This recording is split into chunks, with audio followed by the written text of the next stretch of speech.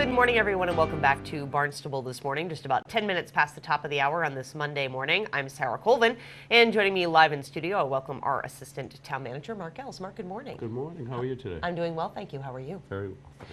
So it was a beautiful weekend. Before we talk about the events of the weekend, I want to go back and talk a little bit about something that happened on Friday, and it was a ceremony kind of honoring D-Day. Can you tell me a little bit about that ceremony? It was the 70th commemoration of D-Day, and it was a wonderful event. I was honored to be invited to the event. We sat with Milton Soares, who was a U.S. Navy veteran, and certainly that was a privilege to meet him and his family and to talk a little bit about what occurred on that day. And just to be, there were 6 honorees there, certainly Congressman Keating's office, Representative Brian Mantle, and Jessica Rapcasetti and myself were there, and Jessica and I got to sit with Mr. Soares and his family. So it was just a very, certainly an important event to remind everybody of what occurred on that historic day. And it was very nice, certainly, for the families. It was, as well as all of us, but you know, it was nice to listen to them and see these people recognized. Exactly, and I know the veterans always like to have the chance to share their stories and to hear some of the stories that they have. It's really kind of powerful. Oh, absolutely. And it was a beautiful day as well. So we were outside, and it was just very nice. And of course, the beautiful weather continued through the weekend, and Barnstable High School graduated on Saturday, and I know your daughter was amongst the graduates. She was, and the class of 2014 was an impressive group of young people. It kind of gives you hope that you know, we'll continue in a very positive direction, certainly here in the town of Barnstable. Dr. Chakowski and Principal Clark did a wonderful job in their speeches, and just the young people that were there and the young people that spoke on behalf of the class of 2014, they were impressive, and like I said, I truly mean that these young people were you know, inspiring to listen to them and meet them and talk. I got a chance to talk with many of them. The co-valedictorians, Colby Blaze and Cam Curtin, were just, you know, bright young men. And the president of the student council, Alicia Perosi, I had a chance to chat with her too, and she was just as, you know, they gave nice and, you know, inspiring speeches, and it was genuine, and it was nice. It was nice to attend. Every time we've gone over to the high school, I'm always continuously impressed by the caliber of students we have at Barnstable High School, and really the passion they have, and the creativity and the intelligence. It's just a really wonderful place, and it's such a large school. Do you know how many people graduated, at least in ballpark? I want to say 340 plus or minus. Right. So yeah, it is. It is an impressive place, and if you haven't, you've obviously been there. But certainly, Principal Clark will always take the opportunity, whether you're a parent or a resident.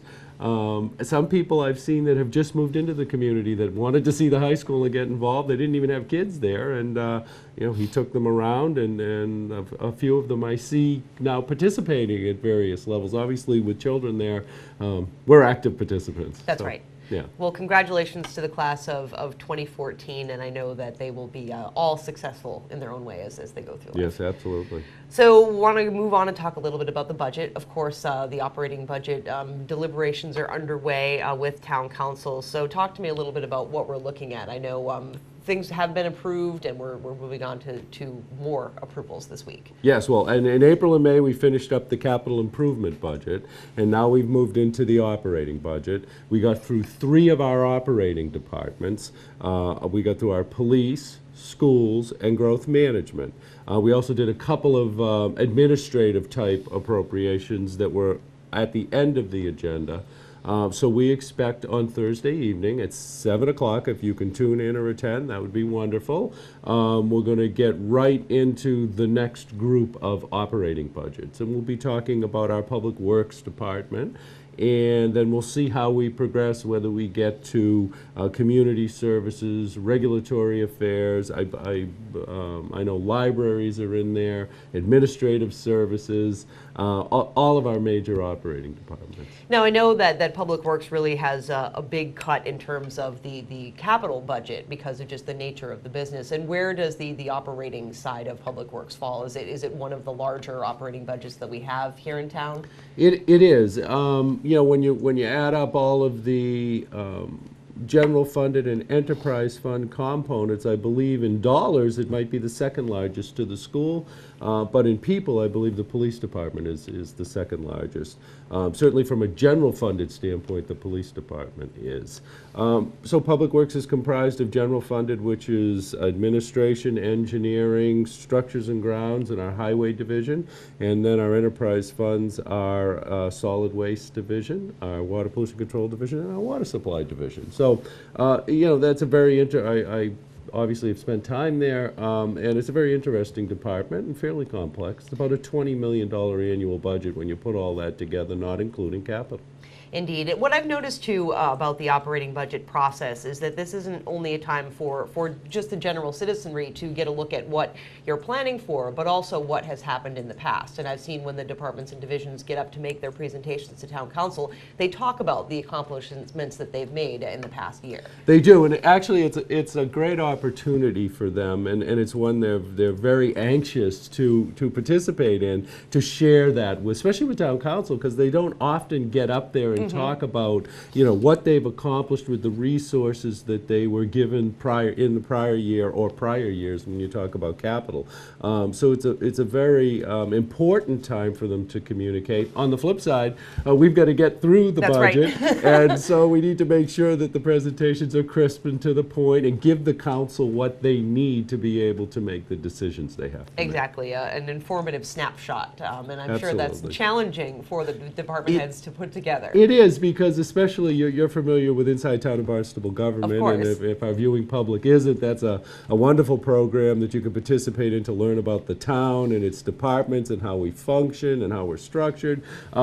But we at the end of it, I think I was a presenter for more than a decade in that, and the same comment comes out. We had no idea that each of your departments, or the respective department that you're presenting on, is involved in as many areas as you are.